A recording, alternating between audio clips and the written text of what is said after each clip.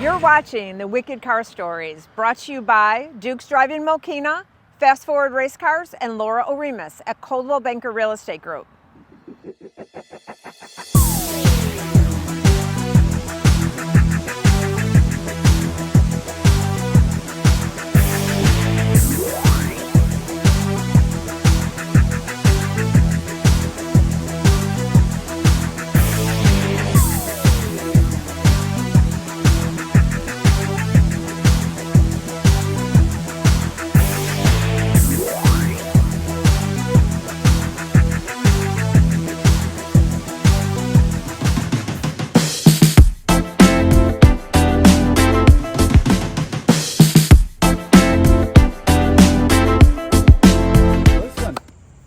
While you're here, why don't you come to the back garage and see the 34 truck and take a look at the garage. Let me know what you think. Well, I would All love right. to. I have a Okay. secret. I have been here before, and it is amazing. You're all going to love it. Take it Okay. away, Russ. Let's go.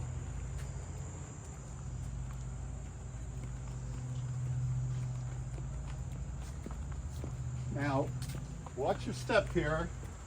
This is kind of downhill. Your grounds are beautiful, and I know your wife Linda does a lot of this, if not all. I'm not sure, but it is all- beautiful here. It's truly all Linda. It is really gorgeous. Yeah. So I don't know if you know the story on this truck. So, Russ, tell us, where did you get this truck from? Where did it start? What shape was it in when you got it? It is gorgeous now, but I know this is not how it started. Well, the truck came from Jim Moronic. Oh, from the Midwest Gear Grinders. Right. As a matter of fact, up there are the pictures of it Oh, wow. when it was A shell. recovered. Yes. And so when Jim offered the truck to everybody, and he said, you know, whoever wants to come and look at it. So I raised my hand, said, yeah, I'll come take a look at it. So the truck basically had no engine, no transmission. The glass was out, no steering column, no hookup for the column, and also it had no bed on the back. A lot of work. Right. And so he wanted to, so I said to him, how much do you want for this? And he said, nothing. Take it out of my garage. That's what he said. He said, just take it. He said, it's yours. He said, when you get it home, he said, I want the wheels and the tires. So I said, well, you know what? I'll buy those from you. So that's the only thing I really ended up purchasing at that point. So everything else, like the stake bed on the back, I built that. And so many vehicles, or so many of these trucks have pickups on them. And I thought, you know what? I don't want a pickup. I'm going to build a stake bed. So I built that, and I built the bottom up. And Jim actually put a brand new frame on it, brand new suspension. So he was part of the build with you then. Yeah. Which is nice that Yeah. he stayed with it. So he had to have thousands of dollars into the frame, and take it away. It's yours. Tell us again, what year is it? It's a 1934, and it was originally a stake bed truck. Okay. It had dual wheels on the back, and I just built it to where it's at. And her name is Winslow. I know that. Right. And that is for Winslow, Arizona. The two of us sang the song together just the other day. Yep. Yep. And also, let me go around the other side. when I needed to get a plate for it, and I've got a 1934 plate on the back, I went into the Secretary of State and I said, I need a license plate for this car, and I need to transfer the registration. So I did all that, and she then said to me, how would you like a special plate for it? And I said, well, the only plate I would want is Winslow. And she said, well, I can't look that up. You need to give me three preferences. So as I'm talking to her, she turns and she's typing. And then she looks at me and she says, well, I think Winslow would be just fine. Oh, just God. put Winslow down. So I said, okay. And then I got the Winslow plate. I love it. So I've got a 1934 plate on the back, an Illinois plate that has been redone. And that plate and the current sticker for it, I have to have with the vehicle, which is no problem.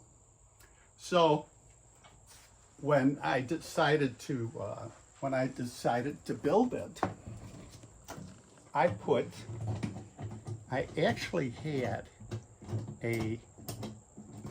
went to talk to a friend of mine about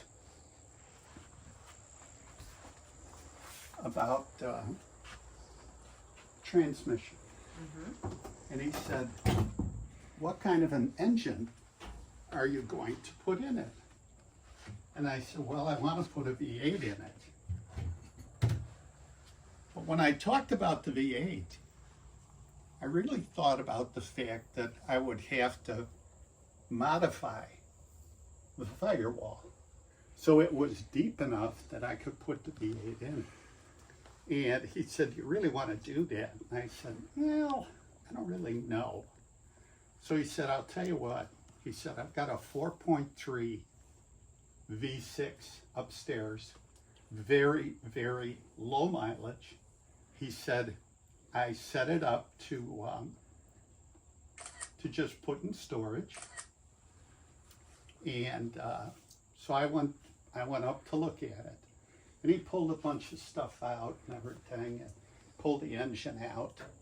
And it didn't have exhaust manifolds, intake manifolds, nothing on the front end. Disconnected. And he said to me, you can have it. I said, what? This is awesome. He said, you can have the motor. He said, I don't think I'll ever deal with it. So I said, well, okay. So I brought my truck and we put it on and brought it back here. And I have to tell you something. When I first started it, it had to turn over like 6 times and it started. And a buddy of mine gave me the 400 trans for it too. So It's good to have friends, see? it's good to have friends. Russ has been around in the car world for a very, very long time, and if you know Russ, you love Russ. Everyone Too loves long. Russ, so it's a good thing. That's a nice thing about you, Russ. It really, truly is. Says a lot. And so that's where it's at. And I built it in this. Garage, and which I'm very happy that I had the lift. Which is, if you look at it, it's got car frames on the side, and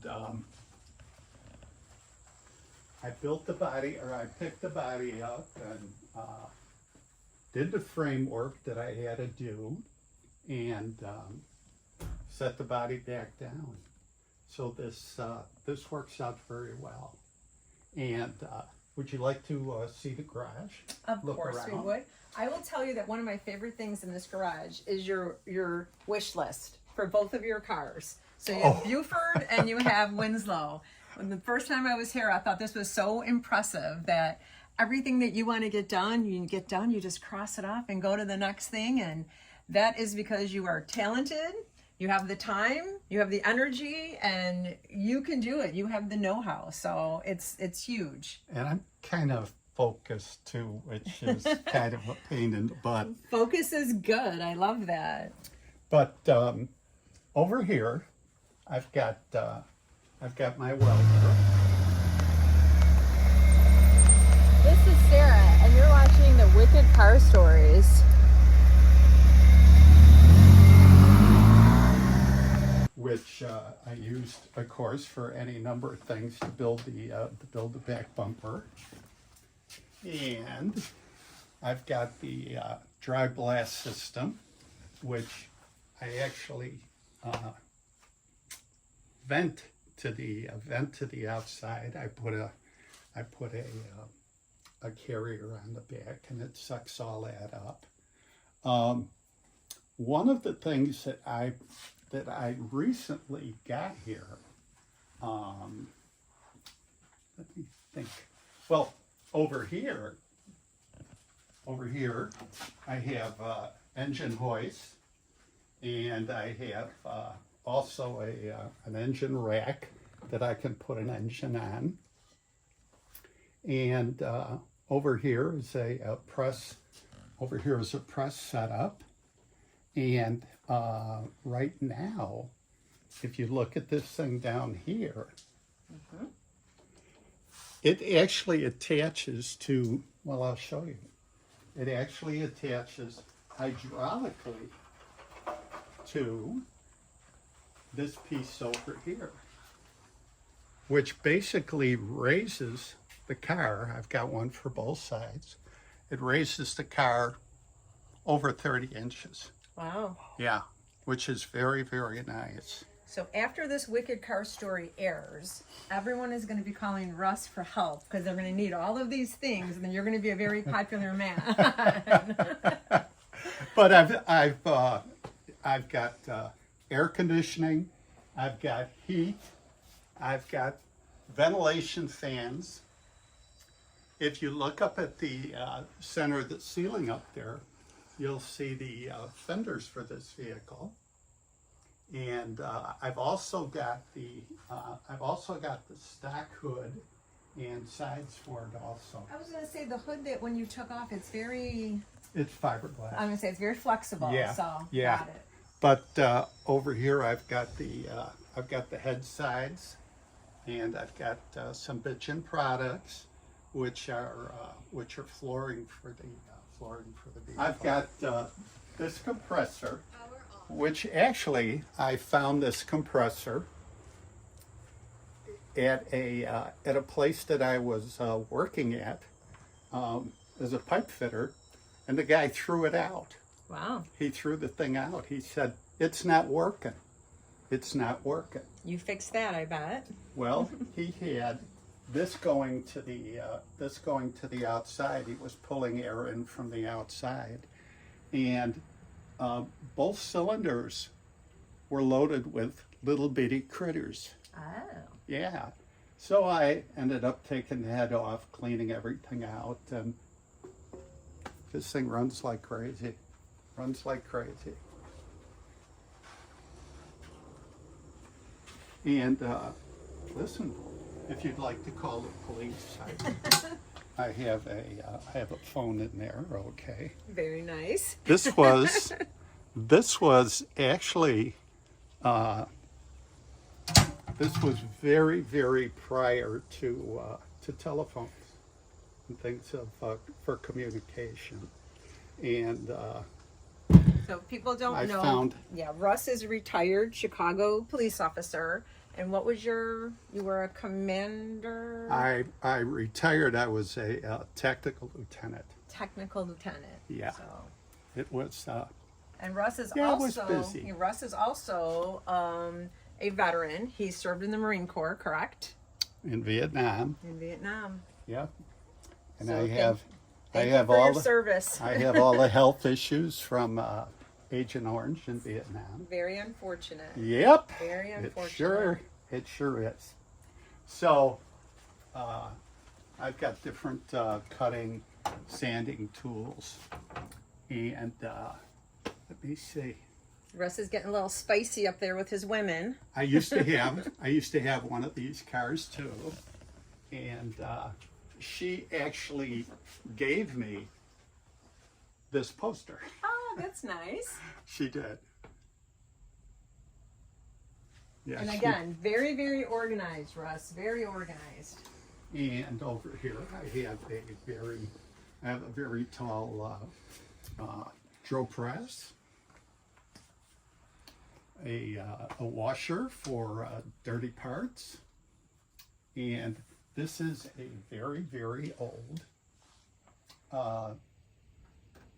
collector's edition. It's from 1972.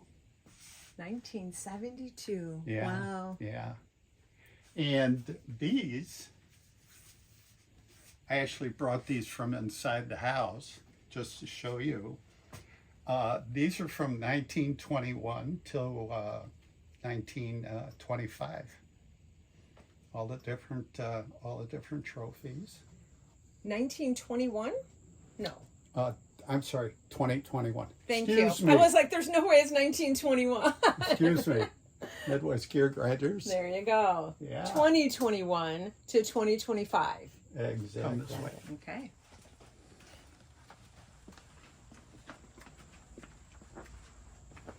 Linda was surprised when I put this up. When I moved from California after I left the military, I had this all apart in a box, and it wasn't until this year that I put it back together. And this was an award, and Inland Empire is it's like a county. It's a big area, and it's about GTOs. And I had a 1964 GTO convertible with a big block What color? and a 4-speed red, Very nice. naturally, black interior. And so that baby got the first place. Awesome. And it was, I had a lot of people interested in it. It got wrecked when I brought it back to Chicago, but, you know, stuff happens. Stuff happens. Yeah, sadly. Now you have new toys to play Yes, with, right? yeah.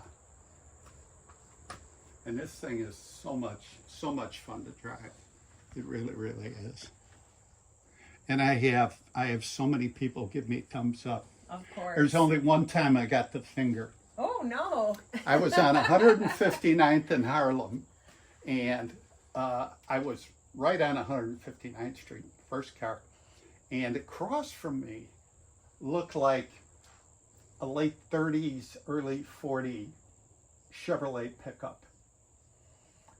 And as the guy started to cross 159th Street, he gave me the finger. Wow. And then as he was driving by, he put his thumb up Okay. and he started laughing. I was gonna say that's very unfriendly. That's not really like the car community at all. At all. All right. Well, Well, we appreciate you letting us come in your garage today. I don't let too many people come in here. Wow. This was one of the very first Wicked Car Stories when Mark asked me to do these. This was one of the very first ones I thought of because I know how well liked you are in the community. I know you have beautiful vehicles and you have this great garage. So we really appreciate you letting us come in today. Well, I'll Thank tell you something. You tell me. This was actually the little house on the property. Oh. It was a 20 by 20 house.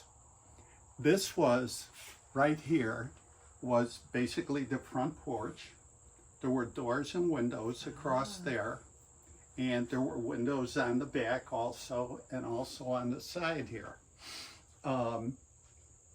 The third owner of the property, and this house was already built, he was an attorney for the Chicago Public Schools, and he had 6 foreign sports cars.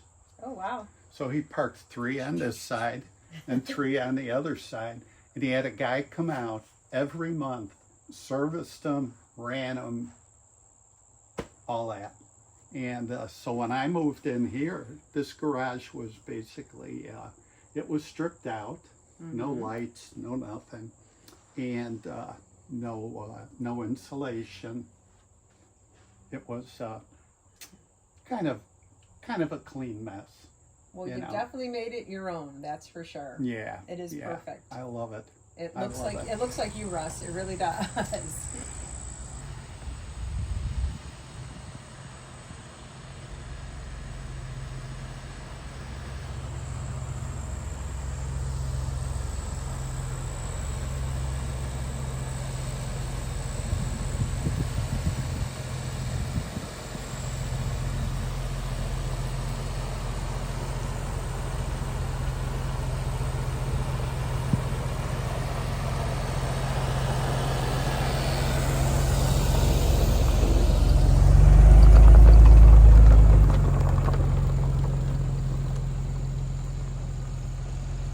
You're watching the Wicked Car Stories, brought to you by Duke's Drive-In Mokina, Fast Forward Race Cars, and Laura Oremus at Coldwell Banker Real Estate Group.